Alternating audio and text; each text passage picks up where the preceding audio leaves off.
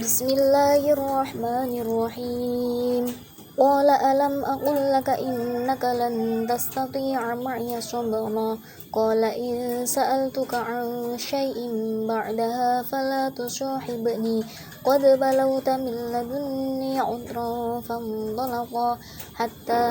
idza ataya ahla qaryatin istad'ama ahlaha فأبوا أن يضيفوهما فوجدا فيها جدارا يريد أن ينقض فأقامه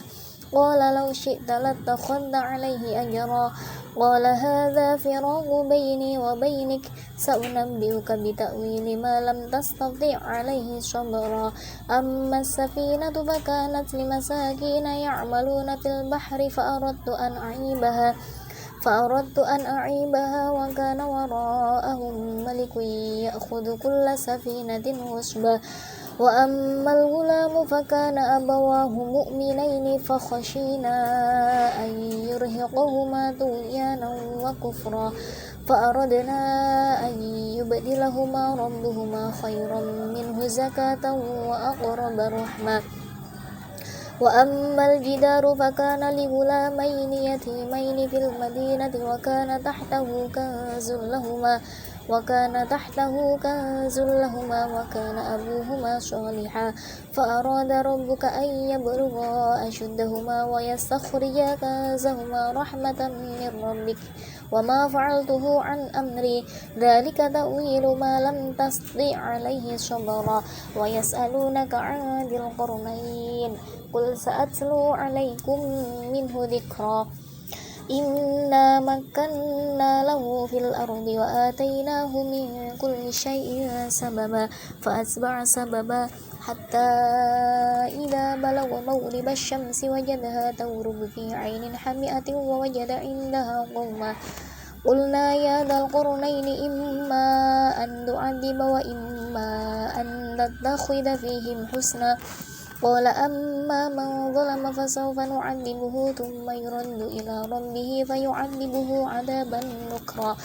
وأما من آمن وعمل صالحا فله جزاء الحسنى وسنقول له من أمرنا يسرا ثم أتبع سببا حتى إذا بلغ مطلع الشمس وجدها تطلع على قوم لم نجعل لهم من دونها سترا كذلك وقد أحطنا بما لديه خبرا ثم أتبع سببا حتى إذا بلغ بين السدين وجد من دونهما قوما لا يكادون يفقهون قولا قالوا يا ذا القرنين إن يأجوج ومأجوج مفسدون في الأرض فهل نجعل لك خرجا على أن تجعل بيننا وبينهم سدا قال ما مكني فيه ربي خير فأعينوني بقوة أجعل بينكم وبينهم ردما آتوني زبر الحديد حتى إذا ساوى بين الصدفين قال انفخوا حتى إذا جعله نارا قال آتوني أفرغ عليه قطرا فما استطاعوا أن يظهروه وما استطاعوا له نقبا قال هذا رحمة من ربي فإذا جاء وعد ربي جعله دكا وكان وعد ربي حقا وتركنا بعضهم يومئذ يموج في بعض ونفخ في الصور فجمعناهم جمعا وعرضنا جهنم يومئذ للكافرين عرضا الذين كانت أعينهم في غطاء عن ذكري وكانوا لا يستطيعون سمعا أفحسب الذين كفروا أن يتخذوا عبادي من دوني أولياء إنا أعتدنا جهنم للكافرين نزلا قل هل ننبئكم بالأخسرين أعمالا الذين ضل سعيهم بالحياة الدنيا وهم يحسبون أنهم يحسنون صنعا أولئك الذين كفروا بآيات ربهم ولقائه فحبطت أعمالهم فلا نقيم لهم يوم القيامة وزنا ذلك جزاؤهم جهنم بما كفروا واتخذوا آياتي ورسلي هزوا إن الذين آمنوا وعملوا الصالحات كانت لهم جنات الفردوس نزلا خالدين فيها لا يبغون عنها حولا قل لو كان البحر مدادا لكلمات ربي لنفد البحر قبل أن تنفد كلمات ربي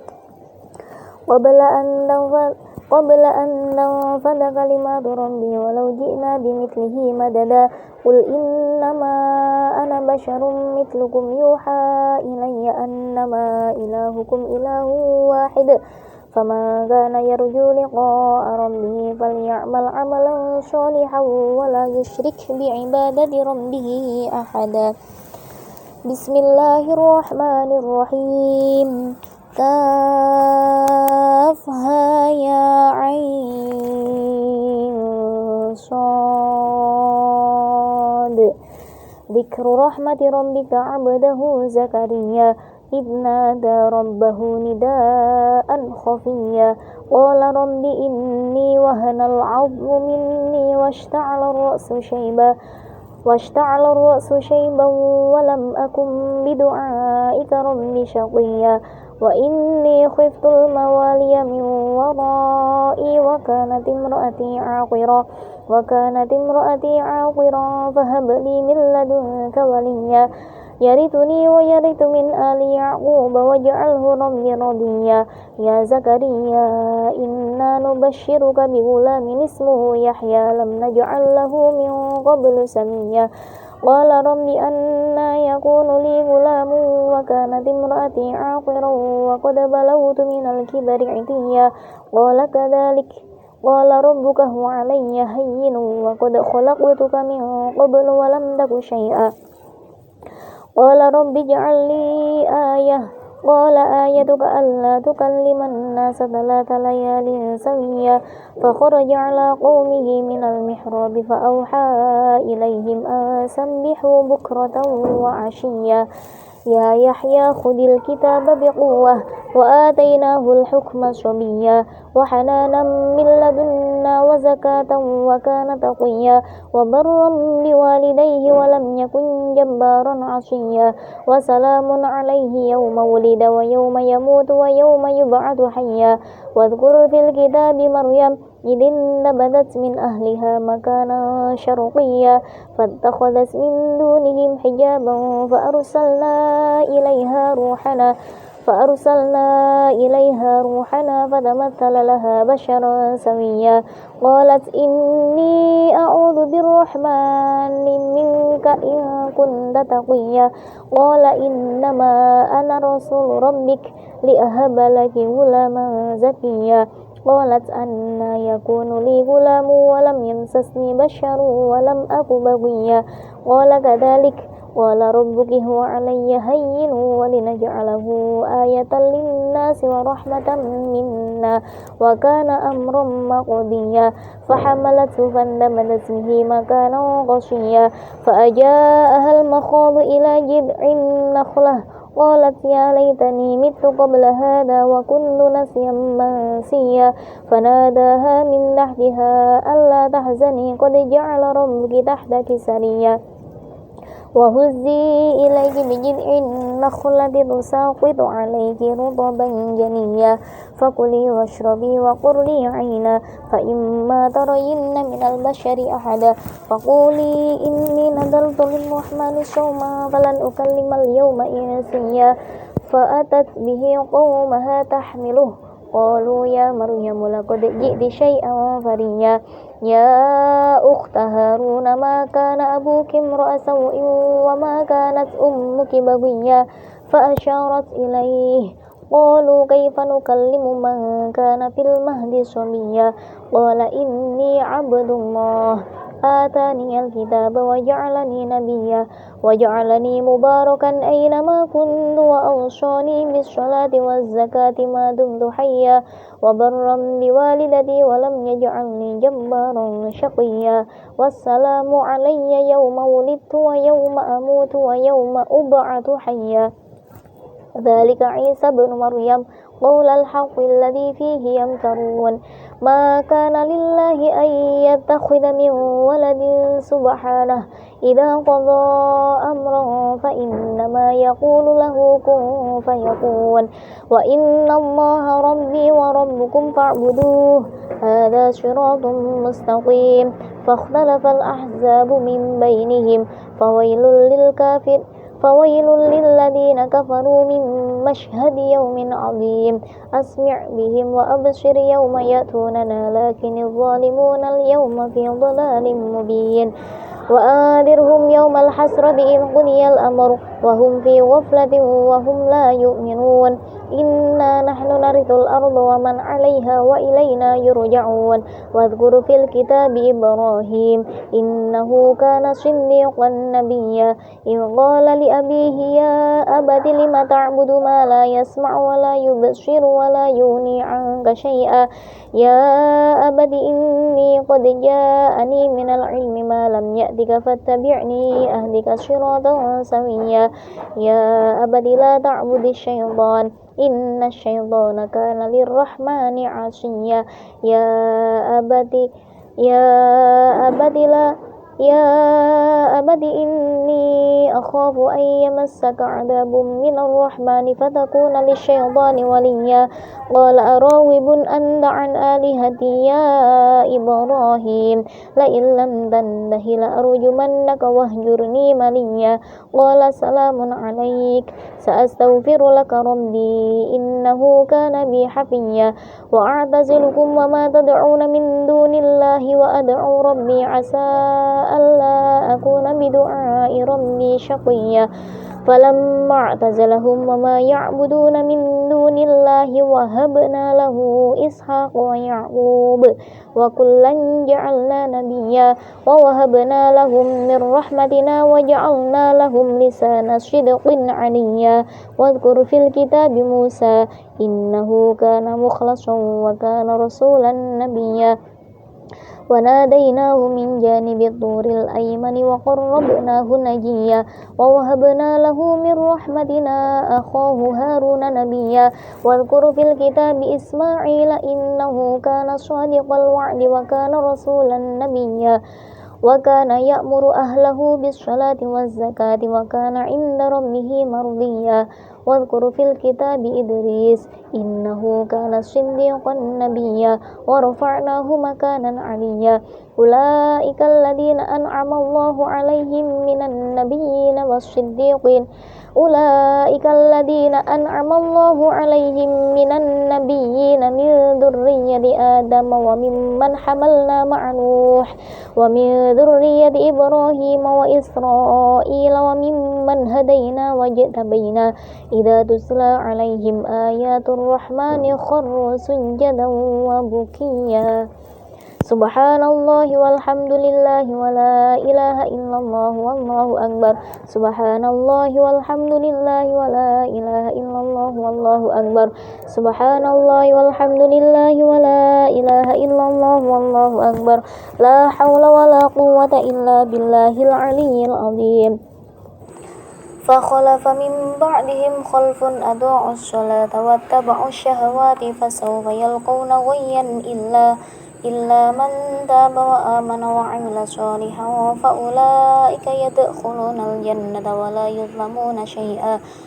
جنات عدن التي وعد الرحمن عباده بالغيب إنه كان وعده مأتيا لا يسمعون فيها لغوا إلا سلاما ولهم رزقهم فيها بكرة وعشيا تلك الجنة التي نورث من عبادنا ما كان تقيا وما نتنزل إلا بأمر ربك له ما بين أيدينا وما خلفنا وما بين ذلك وما كان ربك نسيا رب السماوات والأرض وما بينهما فاعبده واصطبر لعبادته هل تعلم له سميا ويقول الإنسان أإذا ما مت لسوف أخرج حيا أولا يذكر الإنسان أنا خلقناه من قبل ولم يك شيئا فوربك لنحشرنهم والشياطين ثم لنحضرنهم حول جهنم جثيا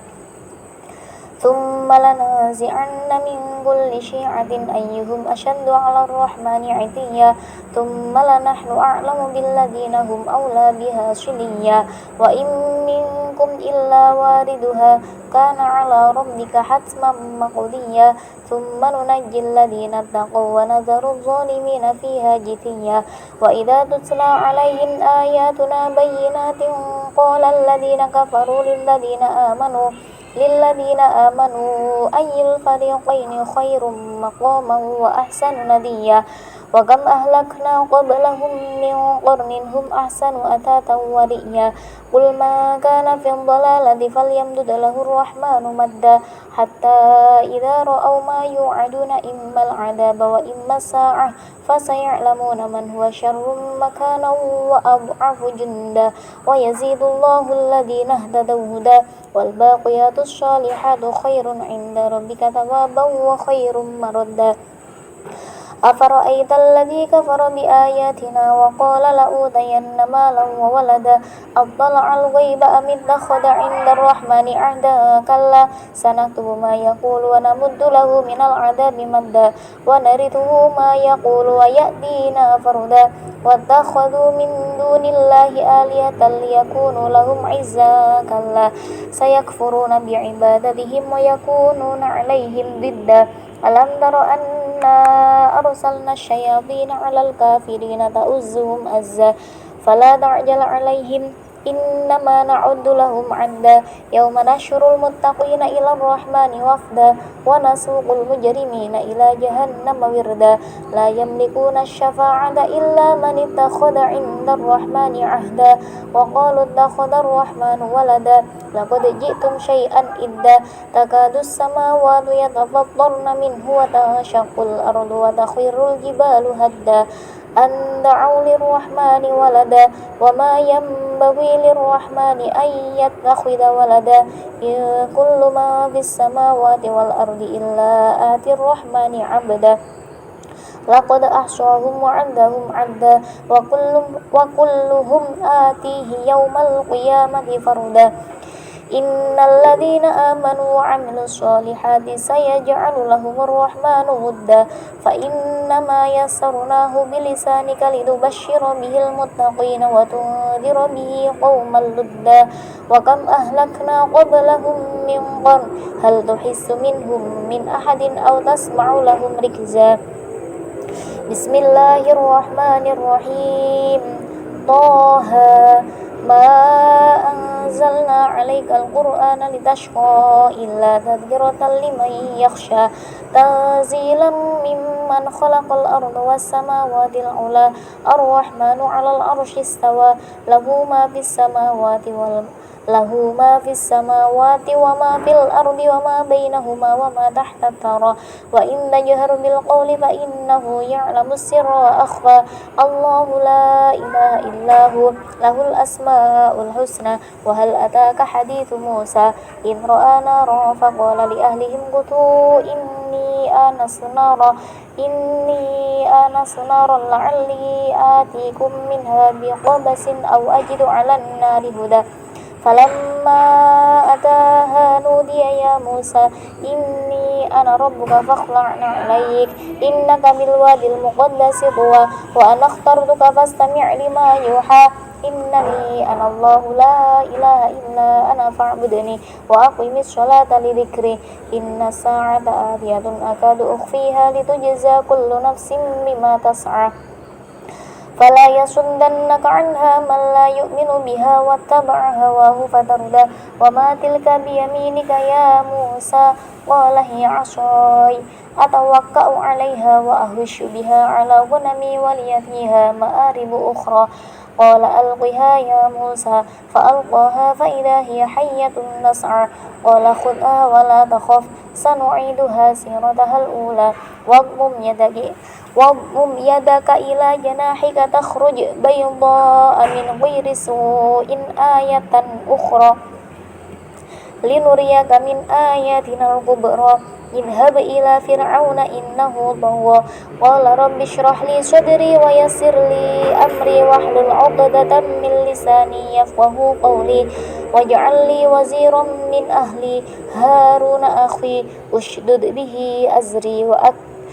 هارون أخي أشدد به أزري وأشركه في أمري كي نسبحك كثيرا ونذكرك كثيرا إنك كنت بنا بصيرا قال قد أوتيت سؤلك يا موسى ولقد مننا عليك مرة أخرى إذ أوحينا إلى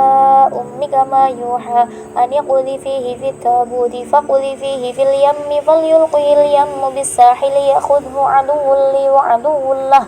وألقيت عليك محبة مني ولتصنع على عيني إذ تمشي أختك فتقول هل أدلكم على من يكفله فرجعناك إلى أمك كي تقر عينها ولا تحزن وقتلت نفسا فنجيناك من الغم وفتناك فتونا فلبثنا سنين في أهل مدين ثم جئت على قدري يا موسى واصطنعتك لنفسي اذهب أنت وأخوك بآياتي ولا تنيا في ذكري اذهبا إلى فرعون إنه طغى فقولا له قولا لينا لعله يتذكر أو يخشى قال ربنا إننا نخاف أن يفرط علينا أو أن يطغى قال لا تخافا إنني معكما أسمع وأرى فأتياه فقولا إنا رسول ربك فأرسل معنا بني إسرائيل ولا تعذبهم قد جئناك بآية من ربك والسلام على من اتبع الهدى إنا قد أوحي إلينا أن العذاب على ما كذب وتولى قال فمن ربكما يا موسى قال ربنا الذي أعطى كل شيء خلقه ثم هدى قال فما بال القرون الأولى قال علمها عند ربي في كتاب لا يضل ربي ولا ينسى الذي جعل لكم الأرض مهدا وسلك لكم فيها سبلا وأنزل من السماء ماء فأخرجنا به أزواجا من نبات شتى كلوا وارعوا أنعامكم إن في ذلك لآيات لأولي النهى منها خلقناكم وفيها نعيدكم ومنها نخرجكم تارة أخرى ولقد أريناه آياتنا كلها فكذب وأبى قال أجئتنا لتخرجنا من أرضنا بسحرك يا موسى فلنأتينك بسحر مثله فاجعل بيننا وبينك موعدا لا نخلفه نحن ولا أنت مكانا سوى قال موعدكم يوم الزينة وأن يحشر الناس ضحى فتولى فرعون فجمع كيده ثم أتى قال لهم موسى ويلكم لا تفتروا على الله كذبا فيسحتكم بعذاب وقد خاب من افترى فتنازعوا أمرهم بينهم وأسروا النجوى قالوا إن هذان لساحران يريدان أن يخرجاكم من أرضكم بسحرهما ويذهبا بطريقتكم المثلى فأجمعوا كيدكم ثم أتوا صفا وقد أفلح اليوم من استعلى قالوا يا موسى إما أن تلقي وإما أن نكون أول من ألقى قال بل ألقوا فإذا حبالهم وعصيهم يخيل إليه من سحرهم أنها تسعى فأوجس في نفسه خيفة موسى قلنا لا تخف إنك أنت الأعلى وألق ما في يمينك تلقف ما صنعوا إنما صنعوا كيد ساحر ولا يفلح الساحر حيث أتى فألقي السحرة سجدا قالوا آمنا برب هارون وموسى قال آمنتم له قبل أن آذن لكم إنه لكبيركم الذي علمكم السحر فلأقطعن أيديكم وأرجلكم من خلاف ولأصلبنكم في جذوع النخل ولتعلمن أينا أشد عذابا وأبقى قالوا لن نؤثرك على ما جاءنا من البينات والذي فطرنا فاقض ما أنت قاض إنما تقضي هذه الحياة الدنيا إنا آمنا بربنا ليغفر لنا خطايانا وما أكرهتنا عليه من السحر والله خير وأبقى إنه من يأت ربه مجرما فإن له جهنم لا يموت فيها ولا يحيا ومن يأته مؤمنا قد عمل الصالحات فأولئك لهم الدرجات العلى جنات عدن تجري من تحتها الأنهار خالدين فيها وذلك جزاء من تزكى ولقد أوحينا إلى موسى أن أسر بعبادي فاضرب لهم طريقا في البحر يبسا لا تخاف دركا ولا تخشى فأتبعهم فرعون بجنوده فغشيهم من اليم ما غشيهم وأضل فرعون قومه وما هدى يا بني إسرائيل قد أنجيناكم من عدوكم ووعدناكم جانب الطور الأيمن ونزلنا عليكم المن والسلوى كلوا من طيبات ما رزقناكم ولا تطغوا فيه فيحل عليكم غضبي ومن يحلل عليه غضبي فقد هوى وإني لغفار لمن تاب وآمن وعمل صالحا ثم اهتدى وما أعجلك عن قومك يا موسى قال هم أولئك على أثري وعجلت إليك ربي قال هم أولئك على أثري وعجلت إليك ربي لترضى قال فإنا قد فتنا قومك من بعدك وأضلهم السامري فرجع موسى إلى قومه غضبان أسفا قال يا قوم ألم يعدكم ربكم وعدا حسنا أفطال عليكم العهد أم أردتم أن يحل عليكم غضب من ربكم فأخلفتم موعدي قالوا ما أخلفنا موعدك بملكنا ولكننا حملنا أوزارا من زينة القوم فقذفناها فكذلك ألقى السامري فأخرج لهم عجلا جسدا له خوار فقالوا هذا إلهكم وإله موسى فنسي أفلا يرون ألا يرجع إليهم قولا ولا يملك لهم ضرا ولا نفعا ولقد قال لهم هارون من قبل يا قوم إنما فتنتم به وإن ربكم الرحمن فاتبعوني وأطيعوا أمري قالوا لن نبرح عليه عاكفين حتى يرجع إلينا موسى قال يا هارون ما منعك إذ رأيتهم ضلوا ألا تتبعن أفعصيت أمري قال يا ابن لا تأخذ بلحيتي ولا برأسي إني خشيت أن تقول فرقت بين بني إسرائيل ولم ترقب قولي قال فما خطبك يا سامري قال بشرت بما لم يبشروا به فقبضت قبضة من أثر الرسول فنبذتها وكذلك سولت لي نفسي قال فاذهب فإن لك في الحياة أن تقول لا مساس وإن لك موعدا لن تخلفه وانظر إلى إلهك الذي ظلت عليه عاكفا لنحرقنه ثم لننسفنه في اليم نسفا إنما إلهكم الله الذي لا إله إلا هو وسع كل شيء علما كذلك نقص عليك من أنباء ما قد سبق وقد آتيناك من لدنا ذكرا من أعرض عنه فإنه يحمل يوم القيامة وزرا خالدين فيه وساء لهم يوم القيامة حملا يوم ينفخ في الصور ونحشر المجرمين يومئذ زرقا يتخافتون بينهم إن لبثتم إلا عشرا نحن أعلم بما يقولون إذ يقول أمثلهم طريقة إن لبثتم إلا يوما ويسألونك عن الجبال فقل ينسفها ربي نسفا فيذرها قاعا صفصفا لا ترى فيها عوجا ولا أمدا يومئذ يتبعون الداعي لا عوج له وخشعت الأصوات للرحمن فلا تسمع إلا همسا يومئذ لا تنفع الشفاعة إلا من أذن له الرحمن ورضي له قولا يعلم ما بين أيديهم وما خلفهم ولا يحيطون به علما وعنت الوجوه للحي القيوم وقد خاب من حمل ظلما ومن يعمل من الصالحات وهو مؤمن فلا يخاف ظلما ولا هضما وكذلك أنزلناه قرآنا عربيا وصرفنا فيه من الوعيد لعلهم يتقون أو يحدث لهم ذكرا فتعالى الله الملك الحق ولا تعجل بالقرآن من قبل أن يقضى إليك وحيه وقل رب زدني علما ولقد عهدنا إلى آدم من قبل فنسي ولم نجد له عزما وإذ قلنا للملائكة اسجدوا لآدم فسجدوا إلا إبليس أبى فقلنا يا آدم إن هذا عدو لك ولزوجك فلا يخرجنكما من الجنة فتشقى إن لك ألا تجوع فيها ولا تعرى وأنك لا تظمأ فيها ولا تضحى فوسوس إليه الشيطان وقال يا آدم هل أدلك على شجرة الخلد وملك لا يبلى فأكلا منها فبدت لهما سوآتهما وطفقا يخصفان عليهما من ورق الجنة وعصى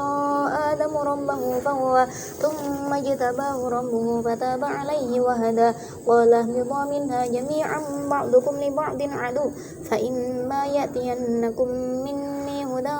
فمن اتبع هداي فلا يضل ولا يشقى ومن أعرض عن ذكري فإن له معيشة ضنكا ونحشره يوم القيامة أعمى قال رب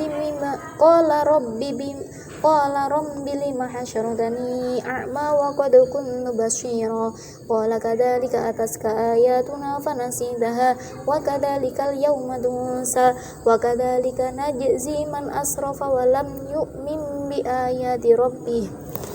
ولعذاب الآخرة أشد وأبقى أفلم يهد لهم كم أهلكنا قبلهم من القرون يمشون في مساكنهم إن في ذلك لآيات لأولي النهى ولولا كلمة سبقت من ربك لكان لزاما وأجل مسمى فاصبر على ما يقولون وسبح بحمد ربك قبل طلوع الشمس وقبل غروبها ومن آناء الليل فسبح وأطراف النهار لعلك ترضى ولا تمدن عينيك إلى ما متعنا به أزواجا منهم زهرة الحياة الدنيا لنفتنهم فيه ورزق ربك خير وأبقى وأمر أهلك بالصلاة واصطبر عليها لا نسألك رزقا نحن نرزقك والعاقبة للتقوى وقالوا لولا يأتينا بآية من ربه أفلم تأتهم بينة ما في الصحف الأولى ولو أنا أهلكناهم بعذاب من قبله لقالوا ربنا لولا أرسلنا إلينا رسولا فنتبع آياتك من قبل أن نذل ونخزى قل كل متربص فتربصوا فستعلمون من أصحاب الصراط السوي ومن اهتدى.